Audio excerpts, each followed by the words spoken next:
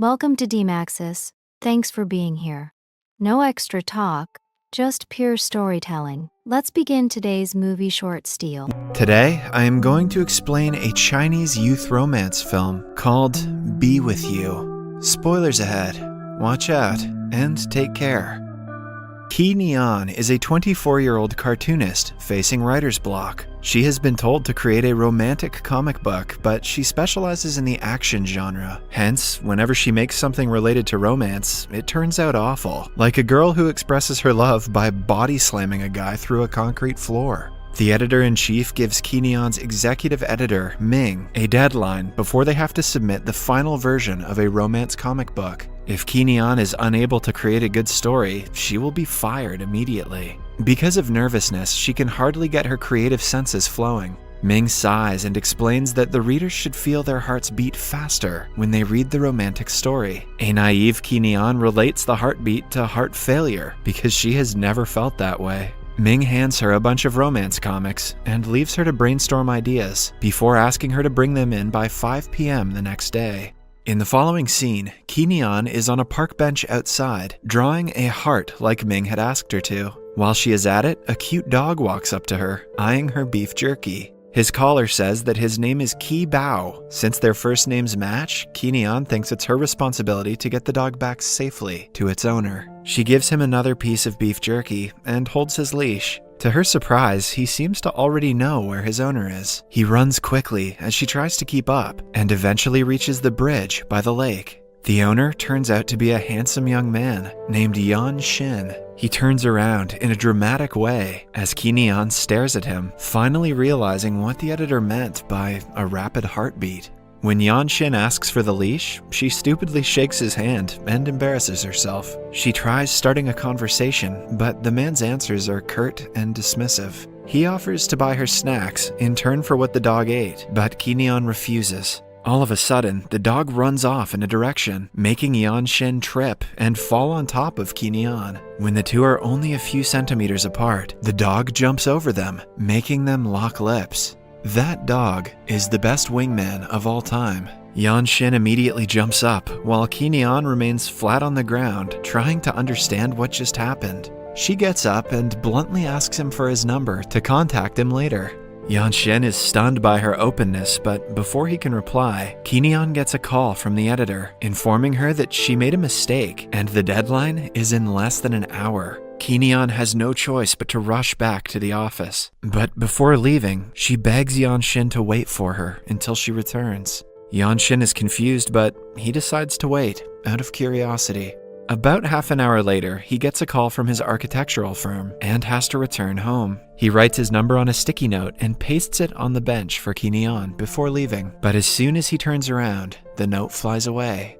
Ki Neon arrives at the office and creates a 2-page comic book about her first meeting with Ye-jin. The editor is impressed by the elements of the comic, like the unexpected kiss and the cute dog. She encourages Ki Neon to write more about the male character, because it will surely be a hit. But to write more about him, Ki Neon will have to spend more time with him. She suddenly remembers that she asked him to wait and rushes back to the lake. When she arrives, it is already dark. Although she had expected that a handsome man like Ye-jin wouldn't wait for her, his absence still disappoints her. Ye-jin, on the other hand, goes to his office. He is a hardworking architect who owns a popular firm. His best friend and co-worker, Shen, is waiting for him in the office. Shen is close to Ye-jin's family, especially his grandfather, who plays the role of matchmaker every chance he gets. The old man wants Ye-jin to get married as soon as possible, but the problem is, Ye-jin has never even had a girlfriend. Shen reveals that he was sent to tell Ye-jin about a blind date his grandfather has set up, but Ye-jin refuses to go. At night, Ki Neon goes to eat out with her friends. One of them is a professor at a university, while the others work in a firm. As they talk, some girls drop a bucket of water on Ki Neon from the floor above. The girls sheepishly come down to apologize on behalf of their drunk friend.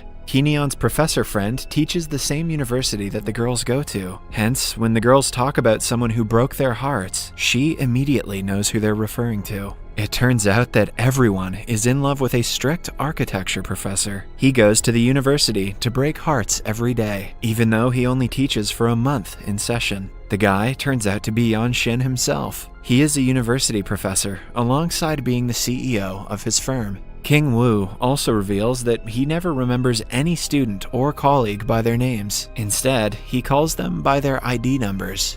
Unaware that her friend is talking about Yan-shin, Ki-neon brainstorms ideas on how to find him. At home, she writes a blog post about everything she knows about him, like his height and his dog's name, and asks the viewers to inform her if they know someone like him.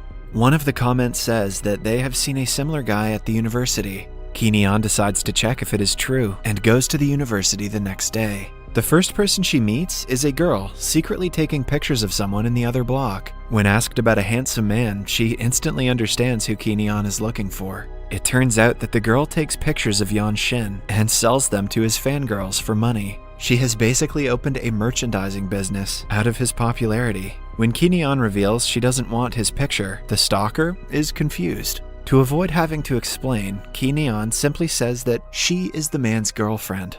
Just then, security guards arrive looking for the stalker. Before running away, she asks Ki-neon to take the front seat in the architectural block's lecture hall. While she is at it, she slips a memory card into Ki-neon's bag, so that even if she gets caught, her hard work won't be seized. Ki-neon takes a seat in the said lecture hall, and is surprised when Yan-shin walks in as the professor. They lock eyes, and Ki-neon waves at him, but he plays it cool and continues taking attendance. She notices a puzzle box on the podium and finds out that every year, Yan-shin challenges his students to solve the puzzle. The one who solves it can ask him for anything they want, but Yan-shin is sure that none of the freshmen can solve a puzzle so advanced. After the class, the girls take turns trying to solve it, but fail miserably. A few minutes later, he walks into the hall to notice that Ki-neon has already solved it. Surprised, he asks her to come to his office. She notices the memory card in her bag and brings it out, but Yan-shin seizes it. He connects it to his computer to find out that it has nothing but pictures of him. Ki-neon swears that the card isn't hers, and her intentions with him are pure, but the comment doesn't make Yan-shin feel better. He puts the topic aside and asks her how she managed to solve the puzzle. It turns out that her father was also an architect and had boxes like it lying around the house all the time. She used to play with them as a child, hence, she knows how they work. She also explains an elaborate way to solve it, which impresses Yan-shin. As for her reward, she asks to be his teaching assistant so she can be closer to him. Yan-shin agrees, but claims that to keep her job, she needs to make him remember her name by the end of the week, or she will have to resign from her post. Ki-neon thinks the task should be easy, but little does she know that Yan-shin doesn't even remember his best friend's name. To him, it is just a waste of time, but Ki-neon is adamant to win the challenge. Later, she tells Ming about her progress and writes a few more pages of the comic in relation to her recent conversation with Yan-shin. Ming loves the creativity and encourages her to maintain the post as teaching assistant, seeing that it helps her manifest ideas. On her first day at work, Ki-neon walks behind Yan-shin, reciting the day's schedule to him. She tries to make him say her name, but he repeatedly calls her by her ID number. As they talk on the stairs, the stalker girl clicks their pictures. Yan-shin notices her and gets closer to Ki-neon, just to spite her and give her something to talk about. A while later, he catches the stalker girl red-handed, but it is revealed that she is his cousin, GQ. He seizes her camera and asks her to apologize to Ki-neon for setting her up by planting the memory card in her bag. GQ refuses at first, but agrees when he promises to return the camera if she does as told. In the following scene, Yan-shin walks into the lecture hall to find Ming under the podium. She shows him a notebook with her name and even translates the name to 7-year itch so he can engrave it in his mind. Yan-shin quietly whispers that they can 7-year itch after marriage and kisses her on the lips. That was confusing, but it was sexy. Just then, Ki-neon wakes up and realizes it was only a dream. In the next lecture, she decides to bring her dream to life and hides under the podium. But unlike in the dream, Ye-jin immediately asks her to come out and sends her to her seat. Ye-jin doesn't lose hope and continuously tries to make him remember her name. She even goes as far as to print her name on a shirt and change his laptop's wallpaper to her face. Still, he calls her by made-up expressions, much to her annoyance.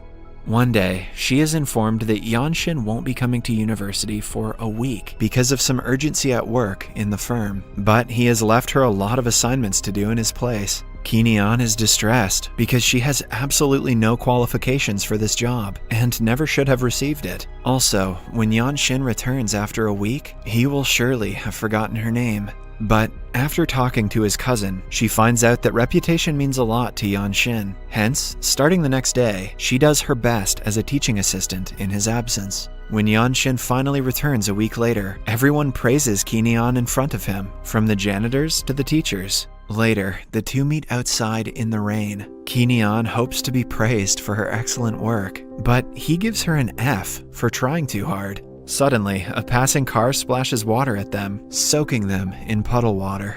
To help her, Ye-jin brings Ki-neon to the staff room and lets her change into dry clothes. After both are changed, Ki-neon points out that he already remembers her name, but is refraining from saying it. Ye-jin neither denies nor confirms the claim. Instead, he asks her what her true intentions are. Ki-neon abruptly claims that she has a crush on him. As they talk, she trips on his feet and falls to his chest. At the same time, Ye-jin's grandfather enters the room. He catches them in the act, but cannot believe that his grandson has a girlfriend. The three sit down to talk, and the old man reveals that he had set up a blind date for Ye-jin. In a moment of panic, Ye-jin says that Ki-neon is his girlfriend. The old man doesn't believe it, and asks him to say her name if she really is his girlfriend. Ki-neon also encourages him to do the same. With no way out, he tells her name to his grandfather. Ki-neon adds to the lie, saying that she will always take care of his grandson. After the grandfather leaves, Ye-jin has no choice but to accept defeat and allow Ki-neon to continue working as his assistant. She is overjoyed that she finally gets to be with the man of her dreams, and also write about him. Ye-jin, on the other hand, is secretly happy about his new assistant. In the end, even a cold and arrogant professor like him has finally started to fall for someone.